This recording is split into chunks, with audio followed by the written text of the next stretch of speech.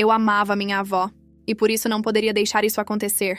Eu amava minha avó com uma força que as palavras muitas vezes falham em traduzir. Para mim, Dona Julieta sempre foi o sol central do nosso sistema solar familiar, aquela mulher de mãos firmes que cheiravam a manjericão e alecrim, e que possuía uma risada tão farta que era capaz de preencher cada fresta das paredes descascadas do seu casarão antigo. No entanto, nos últimos meses, algo sombrio e silencioso começou a rastejar pelos corredores daquela casa de teto alto e assoalho de madeira que rangia sob nossos passos. Desde que o meu avô, o Sr. Alberto, falecera há 4 anos, a casa parecia ter encolhido, mas a mudança real não estava na estrutura física do imóvel, e sim na alma da mulher que o habitava. Eu comecei a perceber mudanças sutis, pequenos detalhes que, somados, formavam um quadro assustador de uma vida que estava se desbotando diante dos meus olhos. Minha rotina era um caos absoluto. Eu trabalhava como analista de marketing em uma empresa que sugava cada gota da minha energia vital, enfrentando o trânsito pesado e o calor sufocante de 35 graus que fazia o asfalto cheirar a pneu queimado e poeira. Eu chegava em casa exausta, com a mente fervilhando de planilhas e prazos, mas ainda assim, fazia questão de passar na casa da minha avó pelo menos 3 vezes por semana. Foi nessas visitas rápidas, entre um gole de café morno e uma conversa apressada, que a ficha caiu. Dona Julieta não estava mais rindo. Aquele som cristalino e contagiante que era a marca registrada dela tinha sido substituído por um silêncio denso, uma espécie de apatia que me gelava a espinha. Ela conversava pouco, respondendo às minhas perguntas com frases curtas, monossilábicas, como se falar exigisse um esforço físico que ela não estava mais disposta a fazer. O que mais me doía era ver o modo como ela olhava para o jardim. O jardim de Dona Julieta sempre foi o seu maior orgulho, um emaranhado de cores e texturas onde ela passava horas conversando com as plantas. Agora, as roseiras estavam murchas, cobertas por uma poeira cinzenta, e os vasos de barro estavam rachados pelo sol implacável, sem que ela movesse um dedo para regá-los. Ela passava a maior parte do dia sentada em sua cadeira de balanço de vime na varanda, observando o movimento da rua com um olhar perdido, vago, como se estivesse assistindo a um filme em preto e branco do qual ela não fazia mais parte. Minha avó estava se esquecendo do lado bom de viver. Ela estava desistindo, entregando os pontos para a melancolia que o luto e a idade tentavam impor. Lembro-me especificamente de uma tarde de quarta-feira, quando o mormaço estava tão pesado que o ar parecia sólido. Encontrei-a na cozinha, olhando para uma xícara de chá vazia há sabe Deus quanto tempo. O relógio de parede, um modelo antigo de madeira que o vovô costumava dar corda, tinha parado nas 2h40 da tarde de algum dia da semana passada. A casa estava mergulhada em uma penumbra triste, com as cortinas pesadas fechadas para evitar o calor, mas que acabavam sufocando qualquer sinal de alegria. "Vó, a senhora comeu alguma coisa hoje?" perguntei, sentindo um nó se formar na minha garganta. Ela apenas deu de ombros, um gesto tão pequeno e sem vida que me fez querer chorar ali mesmo. "Não tive muita fome, Lana. O dia está tão comprido, não é?" Naquele momento, eu soube que não podia mais ser apenas uma espectadora daquela decadência emocional. Eu não podia deixar isso acontecer. Dona Julieta não era apenas a minha avó. Ela era a guardiã das minhas melhores memórias de infância. A mulher que me ensinou a fazer bordado com linha de seda e a identificar o canto de um bem-te-vi no meio do barulho da cidade. Ver aquela mulher vibrante se transformar em uma sombra de si mesma era uma dor visceral. Um soco no estômago que eu sentia toda vez que via suas mãos, antes tão ágeis no artesanato, agora repousando inertes sobre o colo. Eu precisava agir. Mesmo com a minha rotina apertada, com as cobranças do meu chefe ecoando no meu celular a cada 5 minutos e o cansaço físico pesando nas minhas pálpebras, eu decidi que seria a faísca que tentaria reacender o fogo nela. O plano começou a se formar na minha mente, enquanto eu voltava para casa naquela noite, dirigindo com as janelas abertas para sentir o vento quente do final de tarde mineiro. Eu precisava tirar Julieta daquele casarão que tinha virado um mausoléu de lembranças. Precisava devolvê-la ao mundo, às cores, ao toque das mãos em algo novo. Eu sabia que a memória afetiva dela estava ligada ao fazer manual, à criação. Se eu conseguisse lembrá-la de que as mãos dela ainda tinham o poder de criar beleza, talvez o coração dela voltasse a bater no ritmo da vida, e não no ritmo do relógio parado da sala. Mas como convencer uma mulher que já tinha desistido de sentir a sair de sua fortaleza de silêncio? Naquela noite, não dormi direito. O som do ventilador de teto girando no meu quarto parecia repetir o nome dela em um mantra de preocupação. Eu olhava para as fotos antigas no meu celular. Imagens de apenas 5 anos atrás, onde ela aparecia radiante em uma festa de família, com um vestido de chita colorida e os olhos brilhando de malícia e bondade. A diferença para a mulher que eu vi hoje era aterradora. O envelhecimento da alma é muito mais rápido do que o do corpo quando não se tem um motivo para acordar. Eu jurei para mim mesma, diante do espelho do banheiro às 3 da manhã, que eu traria a minha avó de volta. Nem que para isso eu tivesse que carregar o mundo nas costas e enfrentar o desânimo dela com a força do meu amor. A saga de resgate de Dona Julieta estava apenas começando, e eu estava pronta para lutar contra a apatia dela com todas as ferramentas que o afeto e a criatividade podiam me dar. Edit 1. Muita gente perguntando sobre os meus pais. Eles moram em outra cidade e acham que a tristeza da vovó é apenas coisa da idade, que é natural os idosos ficarem mais quietos. Eu me recuso a aceitar essa desculpa preguiçosa.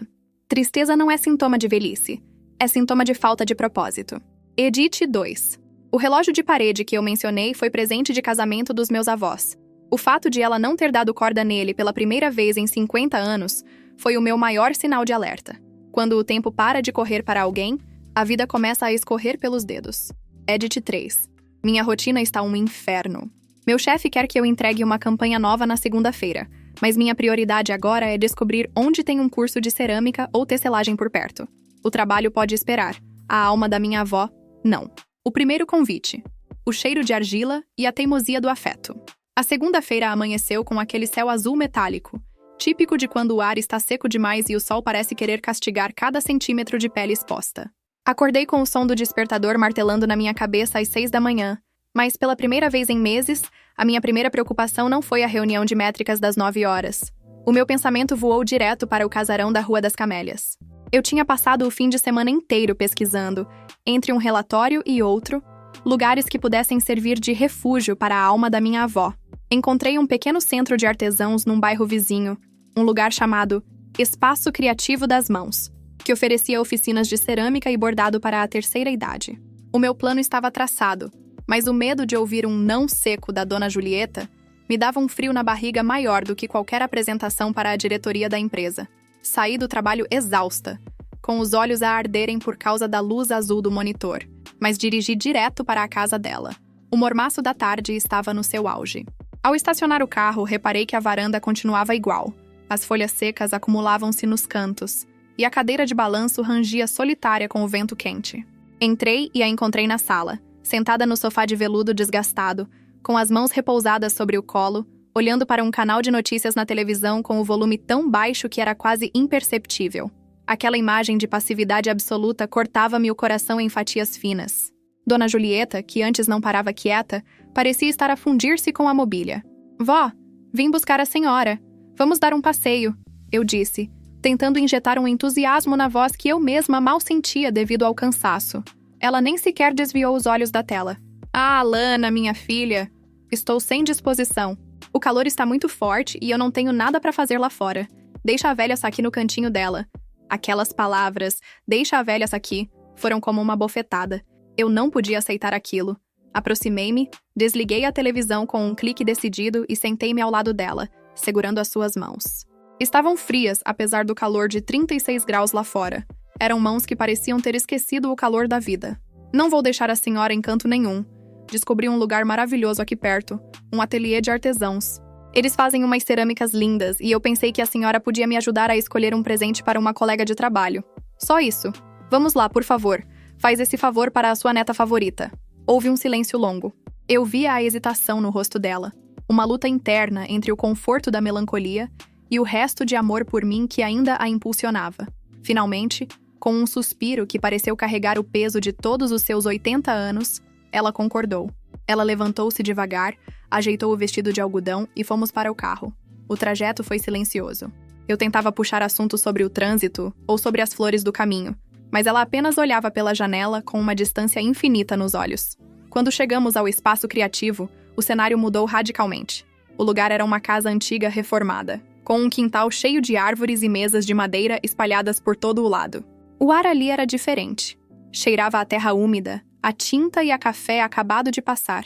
Havia um grupo de senhoras a rir num canto enquanto bordavam uma toalha imensa, e no outro lado, um senhor concentrado a moldar uma peça de barro numa roda de oleiro. O som era uma sinfonia de vida. O riso, o bater do barro, o barulho das tesouras e a música ambiente brasileira que tocava baixinho num rádio antigo. Dona Julieta estacou a entrada. Eu senti o corpo dela ficar tenso. Ela olhava para as outras mulheres com uma mistura de estranheza e curiosidade. Parecia que ela tinha esquecido que existiam outras pessoas da idade dela que ainda se permitiam rir e criar. Fomos recebidas por uma instrutora simpática, a Clara, que logo percebeu a situação. Clara não forçou nada. Apenas colocou um pouco de argila fresca numa mesa diante de nós e começou a moldar uma forma simples. Sinta o cheiro da terra, Dona Julieta. É revigorante, não é? Clara disse com uma suavidade que me fez querer abraçá-la. Vi a minha avó aproximar a mão da argila. Foi um movimento milimétrico, carregado de dúvida. Quando os dedos dela tocaram finalmente a matéria úmida e fria, vi um pequeno brilho, uma faísca quase invisível, atravessar as suas pupilas. Era a memória táctil a despertar. O cheiro da argila fresca misturava-se ao mormaço da tarde, criando uma sensação terrosa e real. Ela não moldou nada naquela tarde. Apenas ficou ali, a sentir o barro entre os dedos, enquanto eu fingia estar interessada num catálogo de cores de tintas. A resistência dela começou a desmoronar de forma sutil. Ela não sorriu, não começou a conversar alegremente, mas também não pediu para ir embora imediatamente. Ficamos ali por 1 hora. Eu observava-a de soslaio, fingindo que estava a ler e-mails no meu celular. O meu chefe já me tinha enviado 5 mensagens sobre a campanha de marketing, mas pela primeira vez na minha carreira profissional, eu não sentia a mínima urgência em responder. O que importava era o modo como o polegar da minha avó pressionava suavemente a superfície da argila, como se estivesse a tentar reconhecer uma linguagem que ela não falava há muito tempo. No caminho de volta, o silêncio já não era tão pesado. Havia uma espécie de contemplação no ar. Quando a deixei na porta de casa, ela olhou para mim e, por um breve segundo, não vi a névoa de apatia que a cobria. Aquela moça, a Clara, ela disse que na quarta-feira vão ensinar uma técnica nova de pintura em cerâmica, comentou ela, com a voz ainda baixa, mas sem a secura de antes. É verdade, vó. A senhora quer voltar? Talvez, Lana. Talvez. Vou ver se o meu reumatismo não ataca. Eu sabia que o reumatismo era apenas uma desculpa, uma última linha de defesa da sua tristeza. Mas talvez era a palavra mais bonita que eu tinha ouvido em meses. Entrei no meu carro e, antes de dar a partida, chorei. Chorei de alívio. Chorei por causa da pressão do trabalho. E chorei porque sabia que a minha avó ainda estava lá dentro, algures sob as camadas de luto e poeira. O caminho era longo, e a minha rotina continuaria a ser um inferno, mas eu tinha conseguido o primeiro contato. Eu amava a minha avó, e por isso eu não ia deixá-la desaparecer no silêncio daquela varanda. A operação de resgate de Dona Julieta tinha avançado o 1º quilômetro. Edite 1. Para quem perguntou sobre a argila, o cheiro é realmente terapêutico.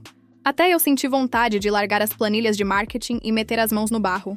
Ver a mão da minha avó, que sempre foi tão criativa, voltar a tocar em algo que pode ser moldado, foi mágico. Edite 2. O meu chefe ligou-me 3 vezes enquanto eu estava no ateliê. Eu ignorei. Se ele me quiser despedir, que despeça. Nada é mais importante do que ver a Dona Julieta a sair daquele sofá de veludo. Edite 3. A quarta-feira vai ser o dia decisivo. Vou ter de sair mais cedo do escritório e inventar uma desculpa qualquer de visita a cliente. O cliente, neste caso, é o coração da minha avó. O despertar das mãos e a primeira cor na paleta da Dona Julieta.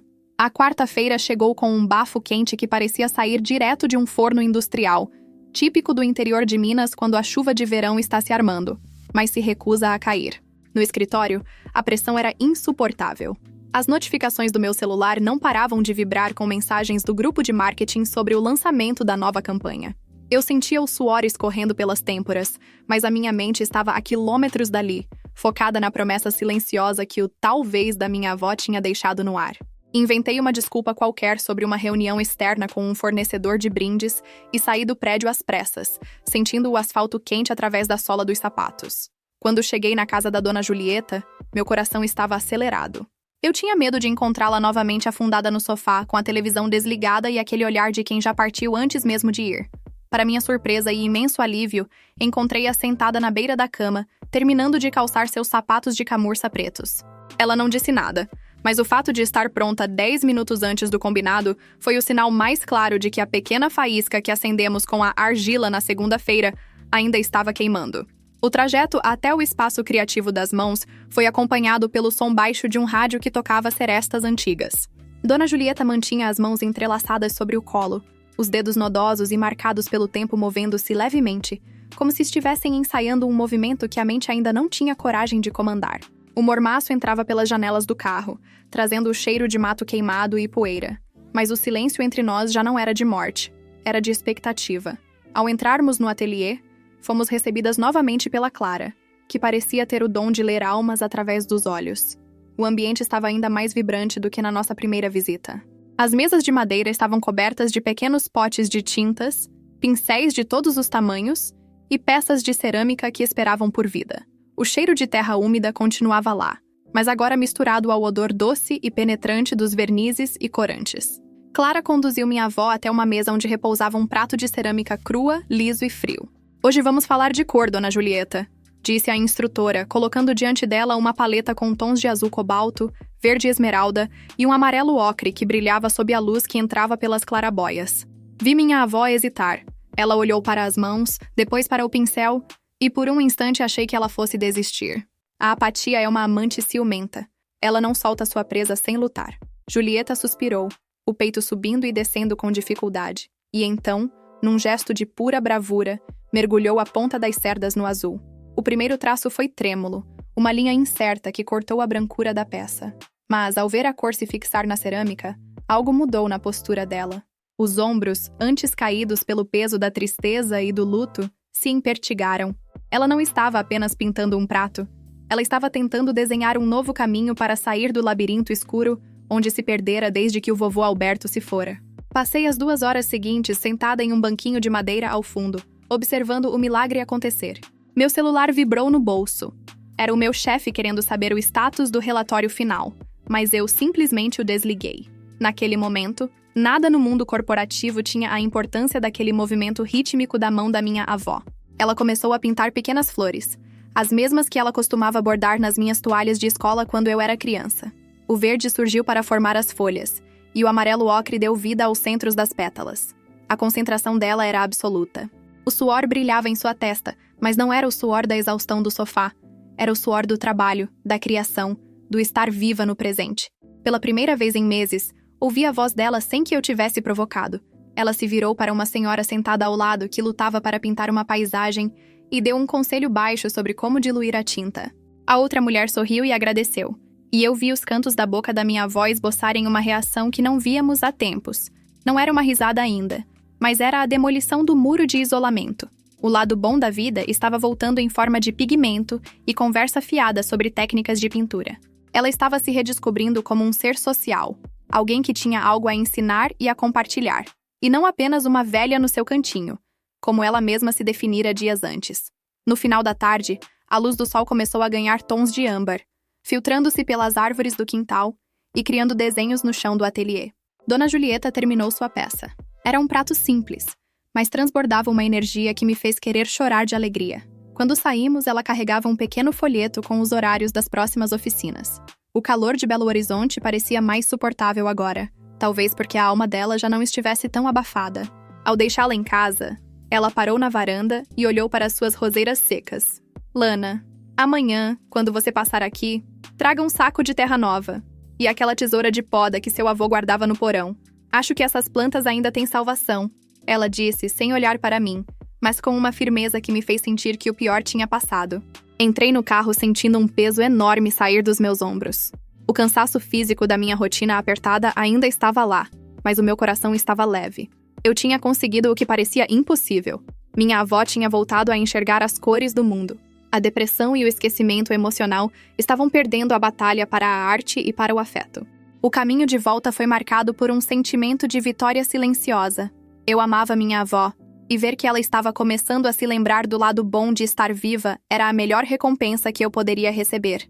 A parte 3 terminava com o cheiro de terra nova e a promessa de que, na semana seguinte, o ateliê nos reservava algo ainda maior. Edit 1. Para quem perguntou sobre a reação dela ao ver as flores, ela disse que pintar aquelas pétalas a fez lembrar de quando ela e o vovô caminhavam pela Praça da Liberdade na primavera.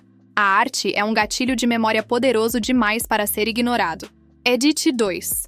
Meu chefe me mandou um e-mail desaforado porque desliguei o celular. Eu respondi dizendo que estava resolvendo uma emergência familiar vital. E não menti. Emergências da alma são muito mais urgentes do que KPIs de vendas. Edit 3. Amanhã vou passar o dia podando o jardim com ela. Vai estar um calor de 40 graus, mas não me importo. O suor do jardim com a Dona Julieta vale mais do que qualquer ar-condicionado de escritório de luxo. O despertar do riso, o jardim que renasceu e a sombra do Senhor Augusto. As semanas que se seguiram foram um borrão de cansaço físico para mim, mas de uma ressurreição luminosa para a minha avó. O mormaço de Belo Horizonte continuava implacável, fazendo o ar vibrar sobre o asfalto quente da Rua das Camélias, mas a atmosfera dentro do casarão de Dona Julieta tinha mudado drasticamente. O cheiro de mofo e de tristeza guardada tinha sido substituído pelo odor fresco de terra molhada e adubo orgânico. Passamos o sábado anterior inteiras no jardim. Eu, com o suor escorrendo pelo rosto e as mãos sujas de barro, e ela, sentada em um banquinho baixo, coordenando a poda das roseiras com uma autoridade que eu não via há anos. Corta mais embaixo, Lana. A planta precisa de força para brotar de novo, ela dizia, com uma voz que já não fraquejava mais. O jardim estava voltando a respirar, e ela, milagrosamente, estava voltando a pulsar junto com as plantas. Minha rotina no marketing continuava um moedor de gente, com prazos irreais e cobranças que não faziam o menor sentido diante da magnitude do que eu estava vivendo em casa. Eu chegava na empresa às 8 da manhã, trabalhava como uma louca até às 4, e então, ignorando as caras feias do meu supervisor, eu fugia, para buscar a minha avó para as tardes no ateliê. O espaço criativo das mãos tinha virado o nosso santuário particular. Dona Julieta já não precisava mais ser carregada ou convencida. Ela agora me esperava no portão, com sua bolsa de lona onde guardava seus pincéis particulares e um avental que ela mesma tinha bordado com ramos de lavanda. Foi em uma dessas tardes de terça-feira, quando o calor parecia derreter as telhas do ateliê, que o riso dela finalmente rompeu o último dique de silêncio. Estávamos na mesa central, cercadas por outras senhoras que se tornaram suas confidentes de artesanato. Uma delas, a Dona Zuleide, contou uma história engraçadíssima sobre como confundiu um pote de verniz com melado de cana na semana passada. O som começou baixo, um som rouco na garganta da minha avó, e então explodiu. Foi uma gargalhada alta, sincera, que fez seus olhos se fecharem em fendas de alegria e suas bochechas ganharem um tom rosado que eu achei que nunca mais veria. Eu parei o que estava fazendo e apenas fechei os olhos, deixando aquele som lavar a minha alma. A minha avó tinha voltado. O lado bom da vida tinha sido recuperado entre piadas de idosas e cheiro de tinta fresca. Mas a maior surpresa daquela tarde não foi apenas o riso. Enquanto Dona Julieta lavava seus pincéis no tanque de pedra ao fundo do quintal, um senhor que eu ainda não conhecia se aproximou. Ele era alto, de cabelos brancos muito bem cortados e mãos manchadas de argila escura. Ele operava o forno de queima da cerâmica com uma precisão quase cirúrgica. Clara me segredou que o nome dele era Senhor Augusto, um ex-professor de artes que tinha se mudado para a região recentemente para abrir seu próprio ateliê de restauração. Vi de longe o Senhor Augusto comentar algo sobre a técnica de sombreamento que a minha avó tinha usado no prato de azul cobalto. Observei a cena com o coração na boca. Dona Julieta, que passou 4 anos fechada para qualquer interação masculina que não fosse com as fotos do meu avô Alberto, não recuou. Ela ajeitou os óculos, apontou para a borda do prato e começou uma conversa técnica e animada sobre pigmentação mineral. O Senhor Augusto tinha um olhar gentil, uma calma que parecia combinar perfeitamente com a energia renovada da minha avó. Ele não estava tentando substituir ninguém. Ele estava apenas reconhecendo o talento de uma artista que tinha ficado tempo demais nas sombras. O suspense de ver se ela fecharia a porta novamente ou se permitiria um novo diálogo pairava no ar abafado do final de tarde. Ao longo daquela semana, o nome Senhor Augusto começou a aparecer nas nossas conversas de café da manhã. O Augusto me disse que a queima da cerâmica fica melhor se o forno for pré-aquecido por 2 horas. Ela comentava, enquanto regava suas novas mudas de azaleia. Eu percebia que havia algo novo ali. Não era apenas sobre a técnica, era sobre o prazer de ser vista, de ser admirada por alguém da sua idade que falava a mesma língua das mãos. Ela começou a se preocupar mais com o cabelo, pediu para eu comprar um hidratante novo para o rosto e voltou a usar aqueles brincos de pérola que ficavam guardados na caixa de veludo. A minha rotina apertada começou a parecer menos opressiva. O estresse do trabalho, embora ainda real, já não tinha o poder de me derrubar, porque eu tinha um propósito maior que me ancorava. Eu estava salvando a minha avó, mas no processo, estava me salvando também. Eu estava aprendendo que a vida não é apenas bater metas e entregar relatórios. A vida é o riso da Dona Julieta, é o cheiro de terra molhada na varanda, e é a coragem de uma mulher de 80 anos de abrir a janela para o mundo novamente. O mormaço de Minas já não parecia tão sufocante. Parecia apenas o calor necessário para fazer as sementes que plantamos brotarem. No final daquela parte 4, vi minha avó sentada na varanda, mas não na cadeira de balanço olhando para o nada. Ela estava com um caderno de esboços no colo, desenhando formas que o senhor Augusto tinha lhe mostrado. Ela estava conversando sozinha, rindo de um pensamento qualquer, e a casa, antes escura e pesada, parecia estar cheia de luz, mesmo com as lâmpadas apagadas. O lado bom de viver tinha voltado com força total.